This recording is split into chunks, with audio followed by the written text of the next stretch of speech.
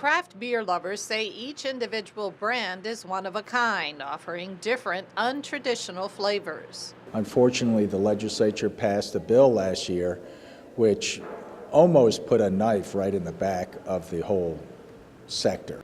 Maryland Comptroller Peter Franchot created a task force to study the small brewers industry, which recently recommended major changes to the structure of the state's alcoholic beverage industry.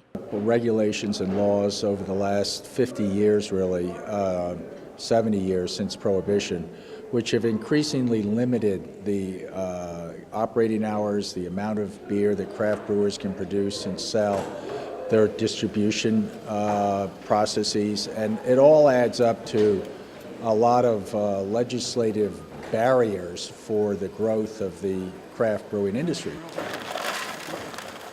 Calvert Brewing Company in Upper Marlboro is one of only 2 craft breweries in Prince George's County at the moment. Another is in development.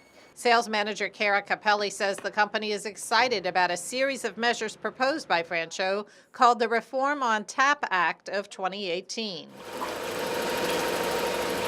Legislation would ease regulations on the industry, including limits on production, taproom sales, and make it easier for microbreweries to obtain licenses.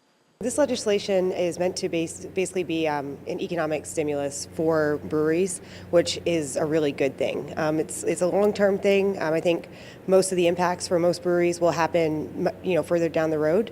It's basically to get the Maryland laws up to where they should be to compete with other states, specifically Virginia, Pennsylvania, and Delaware, who are much further ahead and have a larger brewing part of the economy. And we want to get Maryland to that point too. So that's what this legislation is supposed to do. But producers, retailers, and distributors are vowing to fight the legislation, saying there was a reason that the state's 3-tiered system has been in effect since Prohibition. Betty Buck owns Buck Distributing just down the street from Calvert Brewing Company.